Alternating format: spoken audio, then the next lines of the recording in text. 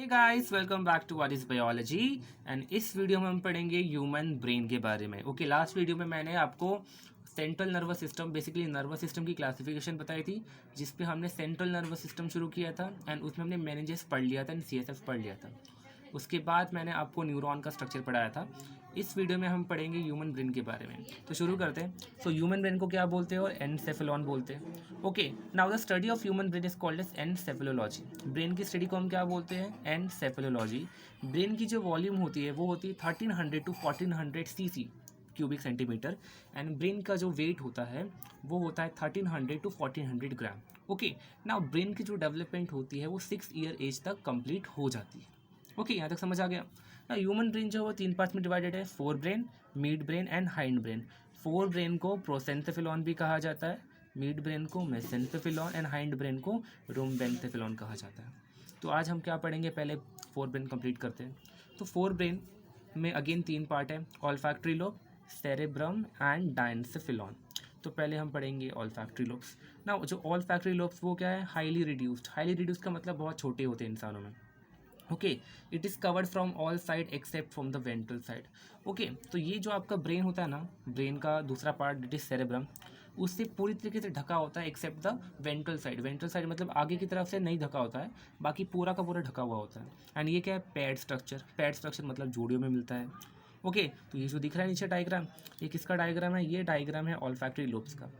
Olfactory lobe में 2 part होता है। ऊपर का जो गोल वाला पार्ट है उसे हम क्या बोलते हैं? Olfactory bulb. एंड नीचे का जो ये वाला पार्ट है, स्टॉक वाला पार्ट, इसे हम क्या बोलते हैं? ऑल्फैक्टरी ट्रैक्ट या ऑल्फैक्टरी पेडेंकल बोलते हैं। एंड ये दोनों कहाँ प्रेजेंट होता है? इन द टेम्पोरल लोब, मतलब टेम्पोरल लोब में जाएंगे ये दोनों। ओके, यहाँ तक समझ आ गया है। तो किसके बारे में था? ऑल्फैक्टरी लोब के बारे में था। जो नेक्स्ट पार्ट है वो क्या है आपका? फोर ब्रेन का सेरेब्रम। ओके, तो हम क्या पढ़ेंगे अभी? Cerebrum 85% of the brain and the largest part of the brain. पूरे ब्रेन का 85% कौन होता है? सिर्फ और सिर्फ सेरेब्रम होता है। एंड इसलिए क्या है? Largest part of the brain, याद रखोगे। Cerebrum is the largest part of the brain. यानी कितना परसेंट हिस्सा कवर करता है ब्रेन का? 85%। ओके, आपका जो सेरेब्रम है वो 2 हिस्सों में डिवाइडेड है। कितने? 2 हिस्से में डिवाइडेड है because of a fissure. Fissure मतलब एक डिवीजन। इस डिवीजन को हम क्या बोलते हैं? सेरेब्रल फिशर, जिसकी वजह से आपके सेरेब्रम के 2 हिस्से हो जाते हैं। लेफ्ट वाले को हम बोलते हैं लेफ्ट सेरेब्रल हेमिस्फीयर, राइट वाले को हम क्या बोलते हैं? Right cerebral hemisphere. Okay, now ये दोनों हिस्से अलग हैं बट बीच में कनेक्टेड है। किसकी वजह से? Through corpus callosum. तो कॉर्पस क्लोजम क्या करता है? Corpus callosum connect the two cerebral hemisphere. Okay, corpus callosum कुछ और नहीं, नर्व का थिक बैंड होता है, जिसकी वजह से ये दोनों जो सेरेब्रल हेमिस्फीयर है आपस में क्या होते हैं? कनेक्टेड होते हैं। एंड ये जो है इट इज़ द लार्जेस्ट कमीशर। बीच में जो डिवीजन है ये क्या है? ब्रेन की, पूरे ब्रेन का सबसे बड़ा कमीशर है। Okay, division, commissure is nothing but division. Okay, तो यहाँ तक समझ आ गया। उसके बाद आपका जो सेरेब्रम है, ओके, इसके बाद जो आपका सेरेब्रम है उसमें 2 हिस्सा होता है। एक बाहर वाले हिस्से को हम क्या बोलते हैं? कॉर्टेक्स बोलते हैं, जो किससे बना हुआ है? ग्रे मैटर से बना हुआ है। अंदर का जो हिस्सा होता है ये वाइट वाला, इसको हम क्या बोलते हैं? मेडुला, जो किससे बना है? वाइट मैटर से बना है। ओके, आई रिपीट, बाहर वाले हिस्से को हम क्या बोलते हैं? कॉर्टेक्स, जो किससे बना है? ग्रे मैटर से। यानी दिखता कैसा है? ग्रे दिखता है। अंदर वाले मैटर को हम क्या बोलते हैं? मेड्यूला, ये वाला। यानी किससे बना है? वाइट मैटर से बना हुआ है। तो ये किस तरीके से दिखाई पड़ता है? वाइट कलर का दिखाई पड़ता है। उसके बाद आपका जो सेरेब्रम है उसमें कुछ क्या है? कॉन्वल्शंस है। कॉन्वल्शंस मतलब कुछ ऐसे एलिवेशंस है, कुछ डिप्रेशंस है। एलिवेशंस है, डिप्रेशंस है, एलिवेशन है, डिप्रेशन है। तो जो भी डिप्रेशंस है, ऐसे गड्ढे हैं, उन्हें हम क्या बोलते हैं? सल्काए बोलते हैं। एंड जो भी एलिवेशन से ऐसे ऊपर की तरफ उठे हैं उन्हें हम क्या बोलते हैं? गायराए बोलते हैं। इन दोनों का कनेक्शन होता है इंटेलिजेंस से। ऐसा कहा जाता है जिनकी ब्रेन में ज़्यादा ऐसे सल्काए एंड गायराए होते हैं वो ज़्यादा इंटेलिजेंट होते हैं। ओके, तो इनका जो कनेक्शन, या मैं बोलूँ कि इनका व्हाट कैन आई से इन हिंदी में नहीं आ रहा वर्ड मुझे। ओके, तो इनका कनेक्शन किसके साथ है? इंटेलिजेंस के साथ है। ऐसा कहा जाता है कि जिनके अंदर ज़्यादा सल्का एंड गायराए होते हैं वो ज़्यादा इंटेलिजेंट होते हैं। होप यहाँ तक समझ आया होगा। ओके ओके, तो अभी हमने सेरेब्रम के बारे में कुछ चीज़ें पढ़ ली है। नेक्स्ट हम क्या पढ़ेंगे? Parts of cerebrum. सेरेब्रम में कितने पार्ट्स हैं? अब मैंने पीछे क्या बताया कि देर आर सम डिप्रेशन, जिनको हम क्या बोलते हैं? सल्काए। बट कुछ डिप्रेशन बहुत बड़े बड़े होते हैं जिनकी वजह से आपका जो सेरेब्रम है उसमें कुछ हिस्से बन जाते हैं। तो एक होता है आपका सेंट्रल सल्कस। सल्कस मतलब डिप्रेशन। ये डिप्रेशन दिख रहा है, इसे हम क्या बोलते हैं, सेंट्रल सल्कस। फिर एक साइड में होता है जिन्हें हम क्या बोलते हैं, लेटरल सल्कस या सिल्वियन सल्कस कहा जाता है। एंड एक पीछे की तरफ होता है ब्रेन के, जिसे हम क्या बोलते हैं, पराइटो ऑसिपिटल सल्कस। इन 3 सल्कस की वजह से ब्रेन के 4 हिस्से होते हैं। ओके, ब्रेन 4 लोब्स में, मतलब आपका जो सेरेब्रम है वो 4 लोब्स में डिवाइड हो जाता है। पहला लोब कौन सा है, फ्रंटल लोब, आगे की तरफ। फिर क्या है, पराइटल लोब। फिर क्या है, temporal lobe. Temporal lobe sides में हो गया, साइड्स में आपकी ब्रेन के। एंड लास्ट क्या होता है, ऑसिपिटल लोब। ओके, तो ये 4 हिस्से बन जाते हैं आपके सेरेब्रम के because of 3 sulcus. Sulcus means the depression, central sulcus, lateral sulcus और पराइटो ऑसिपिटल सल्कस। ये याद रखोगे तुम लोग। उसके बाद एक और होता है, A median fifth median lobe called insular cortex और insula is folded deep within the lateral sulcus। एक और लोब बनता है, जैसे ये 4 लोब बने हैं, एक और लोब बनता है जिसे हम क्या बोलते हैं, इंसुलर कॉर्टेक्स या इंसुला। बट वो कहाँ प्रेजेंट होता है, इस लेटरल सल्कस के अंदर की तरफ प्रेजेंट होता है। ओके, यहाँ तक समझ आ गया। उसके बाद मैंने जब सेरेब्रम का स्ट्रक्चर बताया तो मैंने वहाँ पे बोला कि सेरेब्रम सेरेब्रम के आउटर लेयर को हम क्या बोलते हैं, कॉर्टेक्स। एंड वो किससे बना है, ग्रे मैटर से। करेक्ट, ग्रे मैटर किससे बना हुआ है, आपका ग्रे मैटर बना हुआ है सेल बॉडी और cyton of neurons along with non myelinated nerve fibre. Okay, आपका जो न्यूरॉन होता है उसके ऊपर एक स्टार शेप का स्ट्रक्चर होता है जिसे हम क्या बोलते हैं, सेल बॉडी या साइटोन।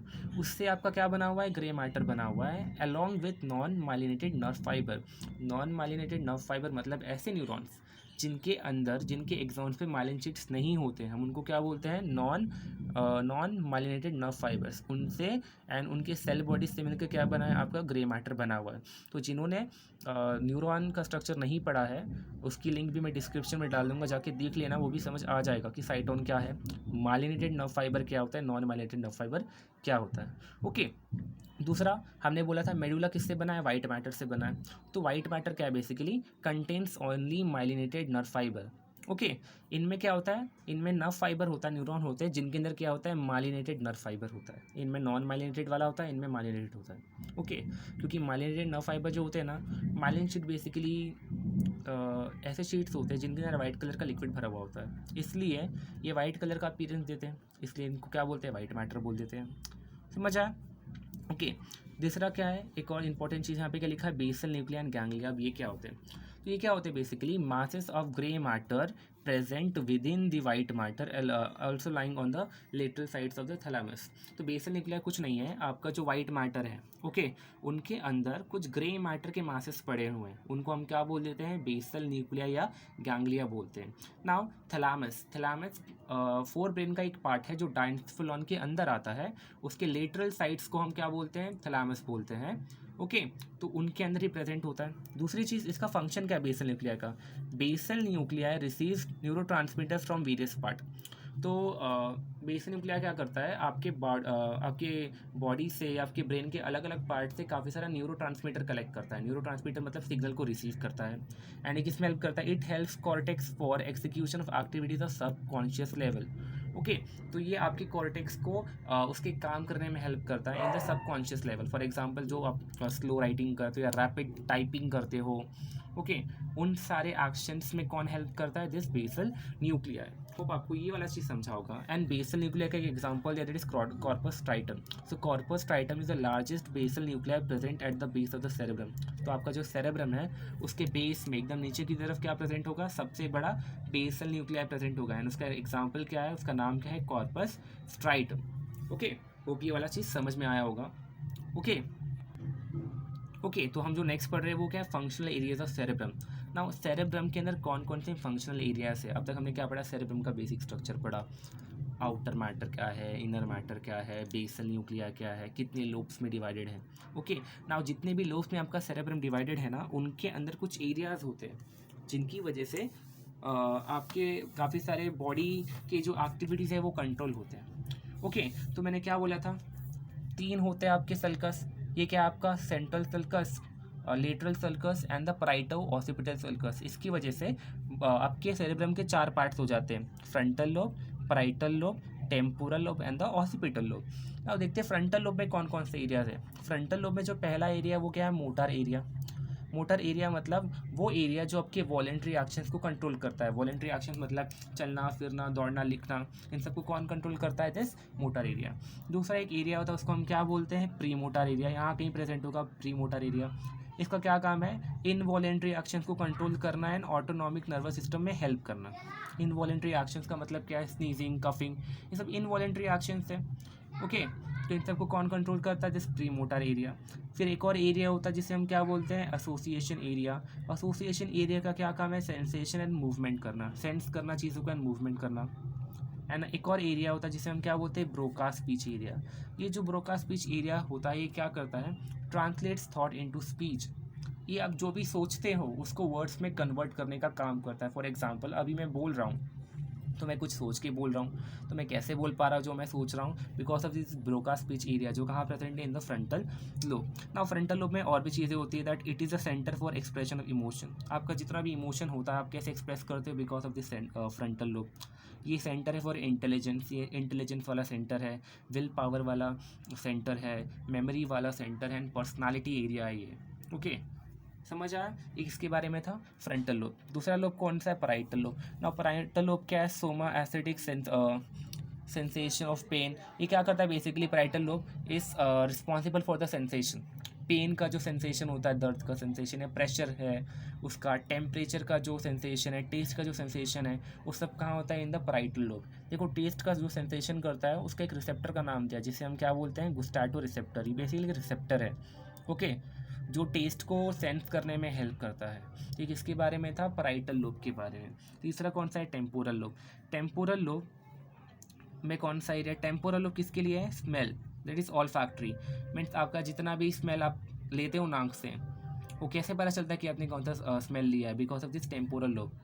ओके, दूसरा क्या है, हियरिंग मीन्स ऑडिटरी, जो भी आप सुनते हो आपको कैसे पता चलता है कि आपने क्या सुना है, बिकॉज ऑफ दिस हियरिंग और ऑडिटरी एरिया जो कहाँ प्रेजेंट है, in the temporal lobe. Speech का एरिया है ये, इमोशन का एरिया है, जो आप बोलते हो वो भी कौन कंट्रोल करता है, टेम्पोरल लोब। एंड इमोशन का एरिया भी कौन है, टेम्पोरल लोब है। उसके बाद at the junction of all this sulcus एक यहाँ पे एरिया प्रेजेंट होता है जिसको हम क्या बोलते हैं, वर्निक्स एरिया। वर्निक्स एरिया का क्या काम है, Wernicke's area is responsible for understanding and formulating written and spoken words. Okay, तो वर्निक्स एरिया किस लिए रिस्पॉन्सिबल है, जो भी लिखे हुए शब्द होते हैं उनको पढ़ने में एंड समझने में कौन हेल्प करता है, दिस वर्निक्स एरिया, जो कहाँ प्रेजेंट होता है, at the junction of the all sulcus. Okay, and last कौन सा लोब है, लास्ट लोब है ऑसिपिटल लोब। ऑसिपिटल लोब का क्या काम है, it is the visual area for sense of vision. ये कौन सा एरिया है, ये वो एरिया है जहाँ पे आप जो भी चीज़ देखते हो आँखों से उसको समझने का काम किया जाता है। Okay, visual area for sense of vision, ये वो एरिया है जहाँ से आप जहाँ पे आपने जो भी देखा है उसको समझा जाता है कि आपने क्या देखा है। ओके, समझ आया किसके बारे में था, फंक्शनल एरिया ऑफ सेरेब्रम। ये इंपॉर्टेंट है तो मैं एक बार वापस रिपीट कर रहा हूँ। तो मैंने क्या बोला, आपके ब्रेन के 4 हिस्से, ब्रेन के नहीं मतलब सेरेब्रम के 4 हिस्से हैं, frontal lobe, parietal lobe, temporal lobe and the occipital lobe. Frontal lobe में बहुत सारी एरियाज है। पहला क्या है, मोटर एरिया जो वॉलेंट्री एक्शंस कंट्रोल करता है। दूसरा ब्रोका स्पीच एरिया, जितने भी आप चीज़ें सोचते हो अपने मन में उनको वर्ड्स में कैसे लाते हो, because of this Broca speech area.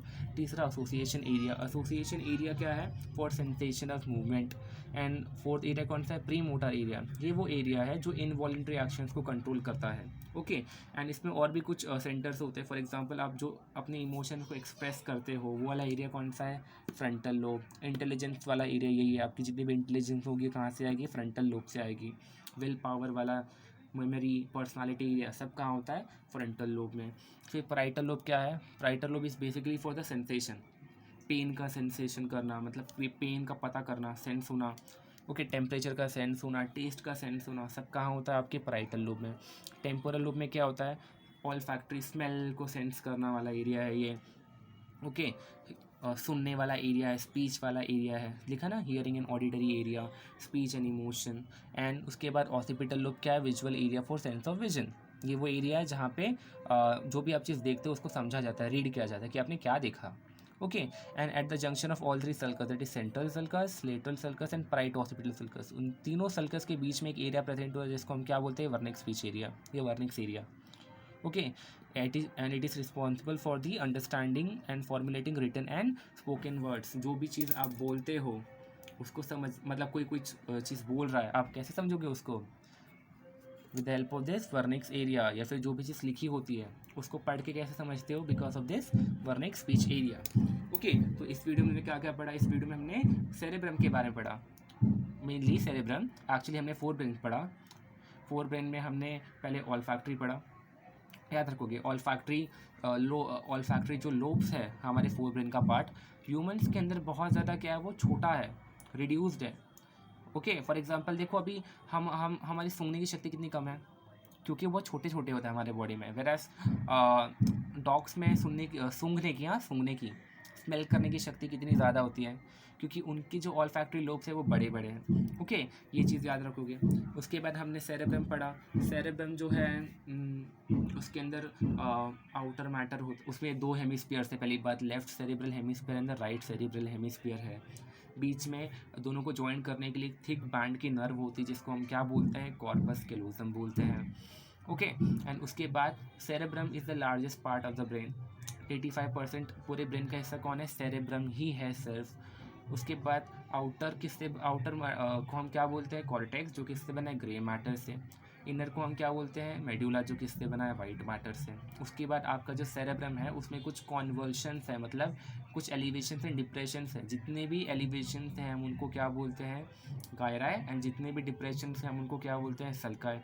इन दोनों का रिलेशन किसके साथ है, इंटेलिजेंस के साथ। ओके, ये पढ़ा। उसके बाद हम किस पर आए, functional areas of cerebrum. Cerebrum की फंक्शनल एरियाज कौन कौन सी है। ओके, ये सब पढ़ा हमने। होप तुम्हें सब कुछ समझा होगा, और अगर नहीं समझा है या कुछ पूछना है, you can definitely comment down in the comment section.